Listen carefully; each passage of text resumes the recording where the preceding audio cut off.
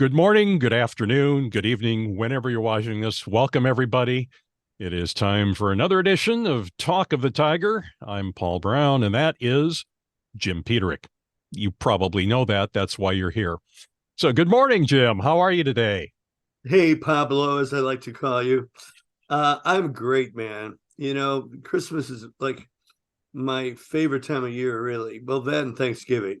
They're tied for first, but Christmas is amazing, and we have lights all over the house and in the driveway, and it's just so festive and brings back such childhood memories and memories through my whole life. And seeing the grandkids, Maisie and Colby, and the sparkle in their eyes, and we have these gifts under the, well, it's not a tree, but in our present space, and we just can't wait for them to unwrap them. And it, Christmas is all about kids, really. And I remember those early days, when Santa would come, and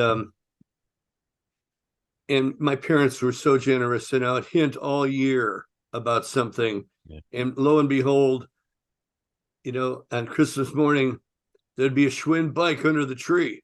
And like, holy mackerel. Yeah. Yeah. Those are, Yeah. those are For the, for us, Christmas brings up that age-old argument because I'm right.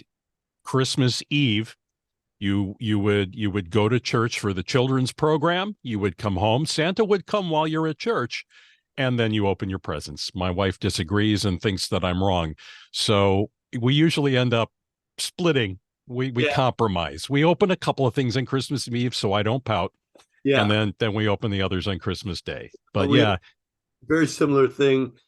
Uncle Laddie would always dress up as Santa on Christmas Eve. Of course, we all knew as Uncle Laddie. One time, my mother became Santa because Uncle Laddie couldn't do it, and I looked down, and Santa was wearing glass slippers. Dead giveaway. Oh, yeah, okay, I get it. yeah, But all fun. absolutely. So, speaking of Christmas, you guys just got done with the two main Christmas concerts for the Ides. The first one was at Three Oaks, Michigan at the Acorn. Give us a little wrap up how that one went, because these are very different shows. Well, they are. We didn't have any guests per se at the Acorn. It was just the grade eight. There's the Jive Five, and then there's the grade eight with the brass.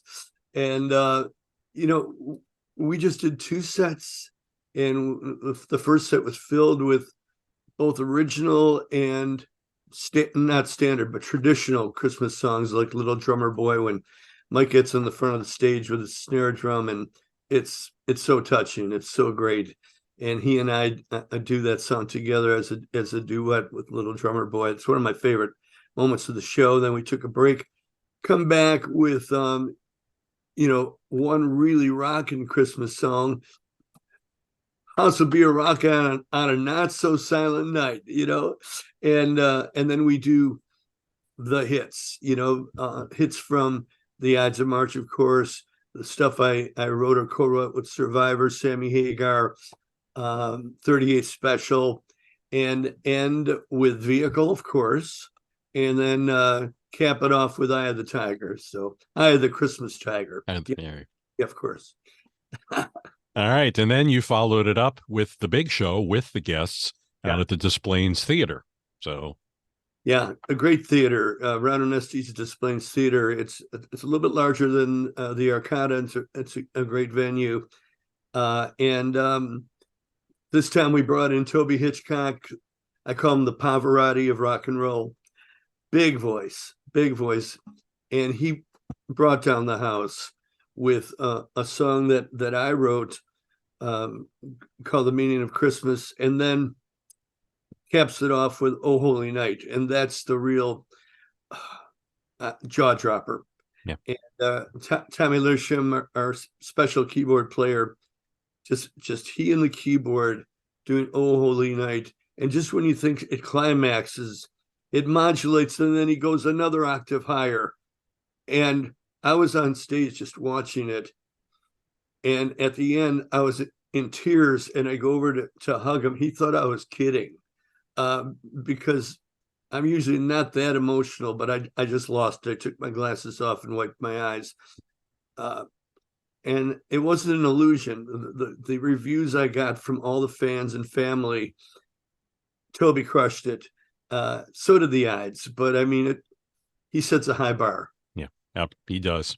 It's a very powerful moment of the show. So great. Glad that went well. Let's briefly touch on the two world stage albums coming up. Roots and Shoots Volume 2. You've completed all the recordings. That's all been sent off to Frontiers. I'm working on the liner notes and the lyrics for that.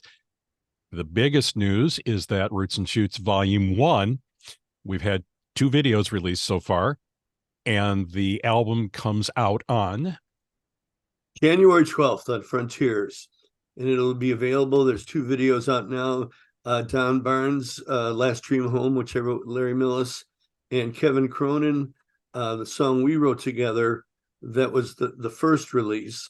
And that's been, it's like thousands, hundreds of thousands of views on both.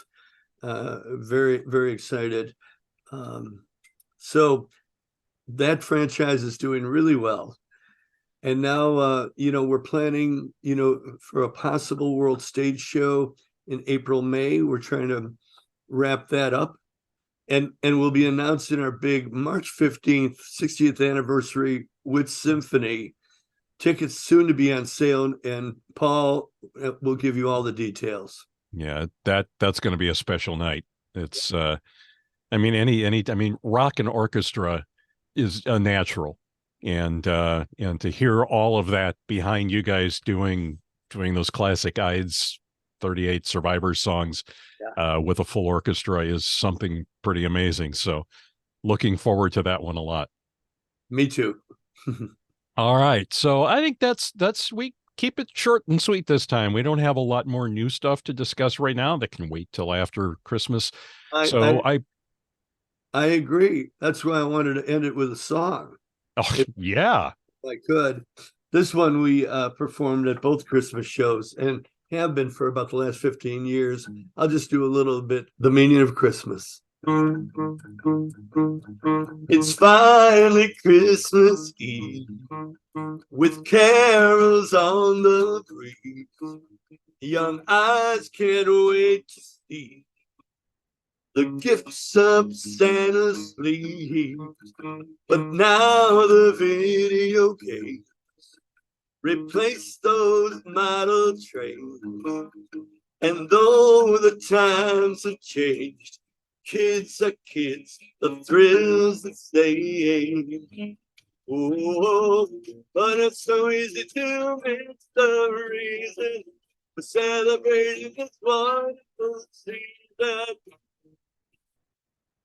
Do you remember the meaning of Christmas? Stop remembering the star in the distance. Let us remember the meaning of Christmas Day. You know the party's only part of the story. It's celebration beyond his glory. Do you remember the meaning of Christmas Day?